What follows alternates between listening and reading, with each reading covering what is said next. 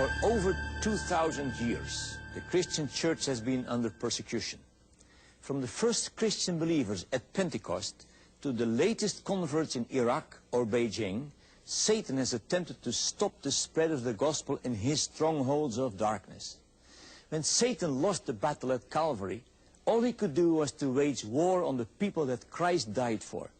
If he could bind them, bribe them, harass them, confuse them, or scare them from accepting the priceless gift of salvation, he could have a minor victory. His tactics haven't changed much over the centuries, but as we approach the end of this century, he knows that time is running out. I expect that we will see even more intense persecution of the church in the months and years ahead. One of the hotbeds of persecution today is China. Behind the bamboo curtain, there are over 1 billion souls, and the vast majority have never heard the good news of Jesus Christ. The church in China is under intense persecution, but it is growing much like the first century church. I persecuted Christians, hounding them to death, binding and delivering both men and women to prison. These words are from one of the most famous persecutors of the faith, Saul. Even today's leaders of China look tame when compared to Saul's intense persecution of Christians. I believe the letters of Paul provide us with great insights into what is now happening in China and what will happen as Paul's message is delivered through an army of brave new messengers sent by God.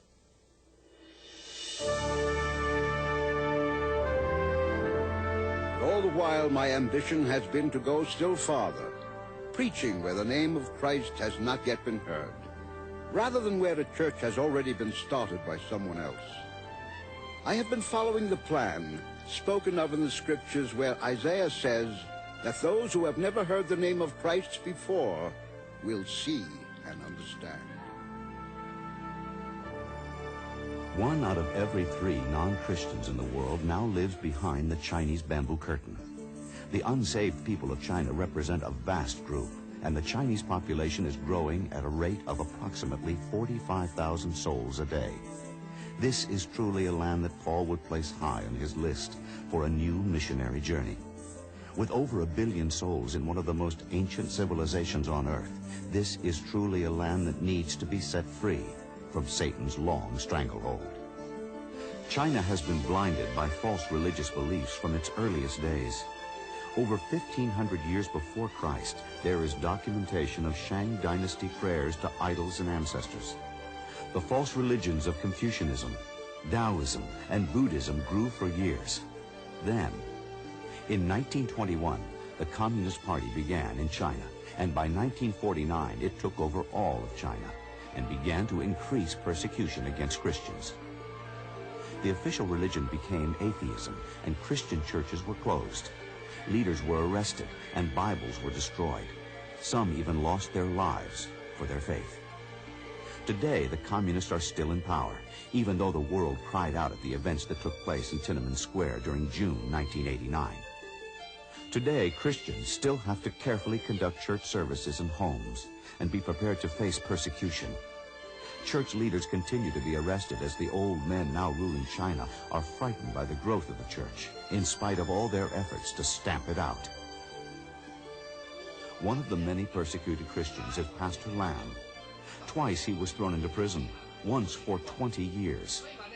He has seen all forms of persecution, but he also has seen God do amazing things. Before I went into prison, our audience, every week, not more than 400, only one time. After I came out from prison, up to 900 3 times. 1990, 3 years ago, they closed our church, confiscated many things away. Before confiscation, we have 900. After confiscation, now we have 11 to 1200. You see, the more persecution, the church grows. And the government asked me, "You preach again?" I said, "Yes." "Oh, we closed the church." I said, "You had closed, but they come back again." "You called them not to come." I said, "You had called them not to come, but they come." "Oh, you must be careful." I said, I'm ready for the third time. Because I've been twice in prison. I said, I'm ready for the third time. Praise the Lord. And within these few years, people crowded and crowded. Tonight, you see many young people. 80% are young people. One house church in Loyang, in central China.